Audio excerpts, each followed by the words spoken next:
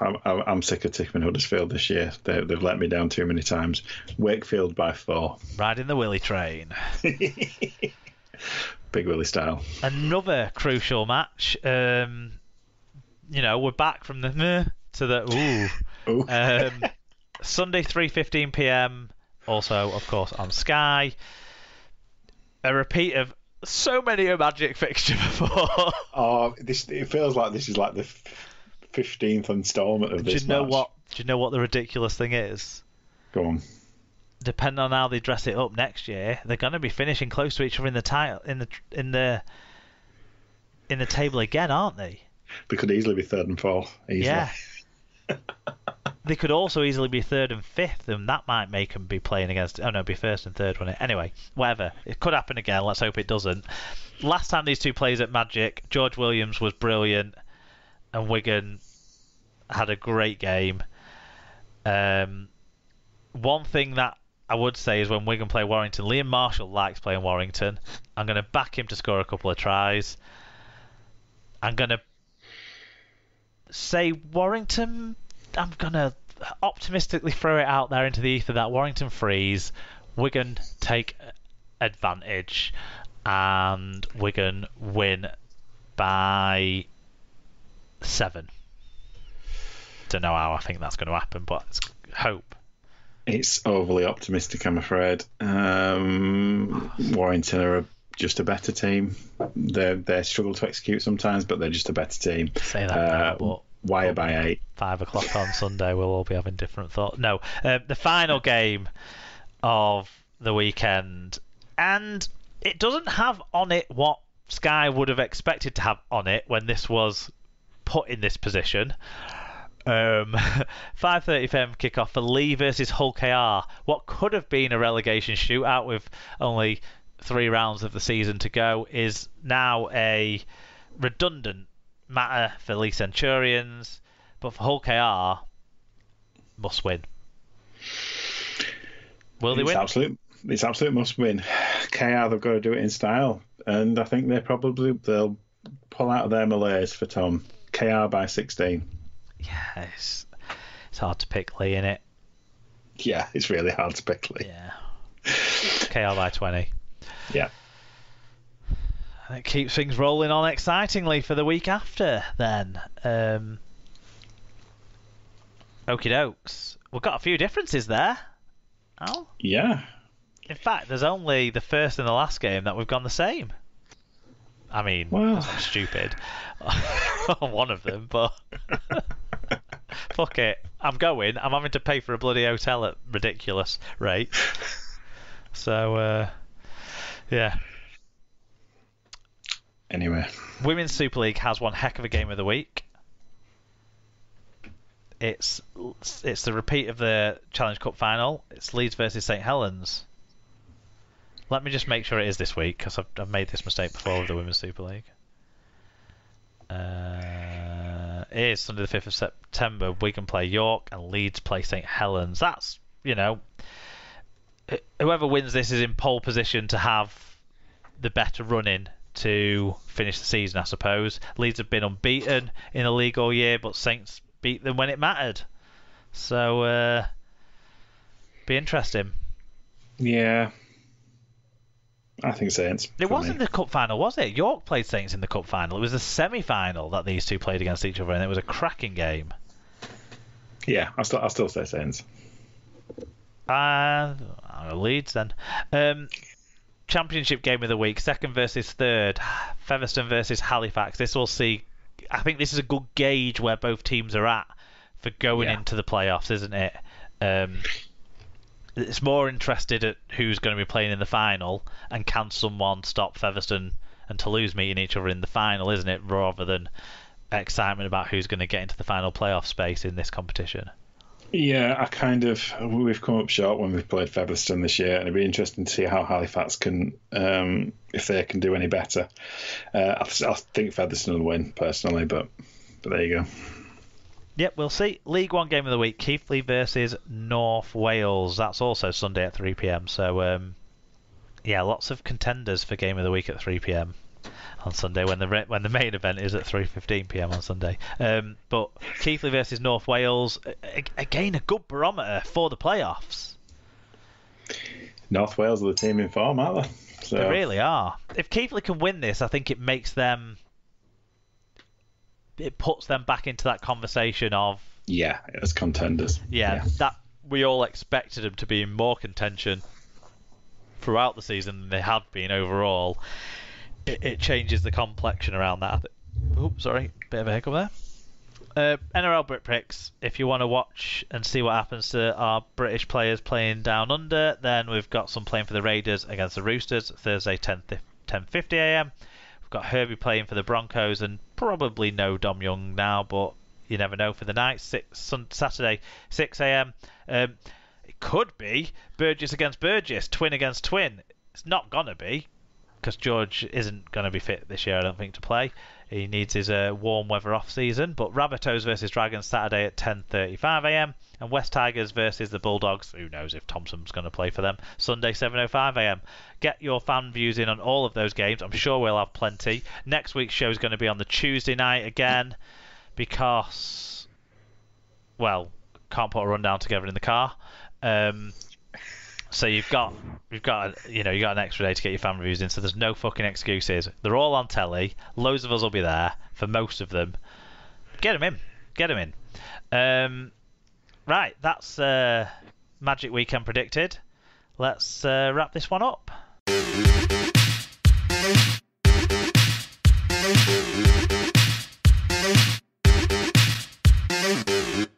So it's that time of the week, and this time it's me who's done a quiz. Yay! It's quiz time. So I do have to say that David was a bit cheeky in stealing the obvious theme. Yeah, he took the magic theme the week before. There's still plenty of other things to cover. It's a bit cheeky. He didn't ask who had the best record. Who has the best but record. What I did, based on a couple. Oh. No, that's true. Maybe you didn't want to know that one. Anyway. what I decided to go with, based on a couple of results over the last couple of weeks, is look at nillings in Super League. Okay. Previous nillings from recent years. Yeah. So I did consult the Rugby League Record Keepers site. Obviously, these are not from the last couple of years. Because they're not on the site as yet. Nope. But yes, so three to go with. What I'm going to do is I'm going to tell you when the match was, the scores of the other team, and I just want you to tell me who was nilled. Okay. So a bit of random, but yeah. 12 to 1 chance, haven't you? So March 2019, Salford scored 46, but who did they nil?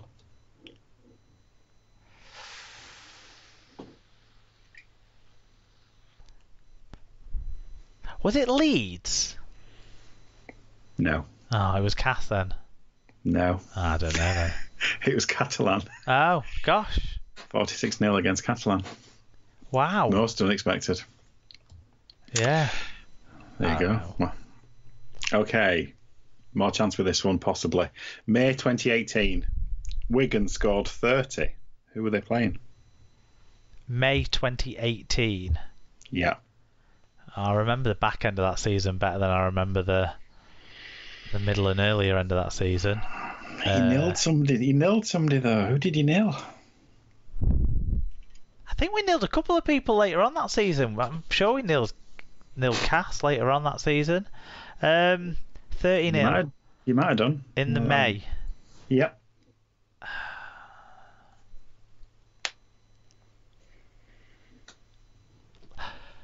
Leeds. You keep picking Leeds. It wasn't Leeds, it was Salford. And the last one.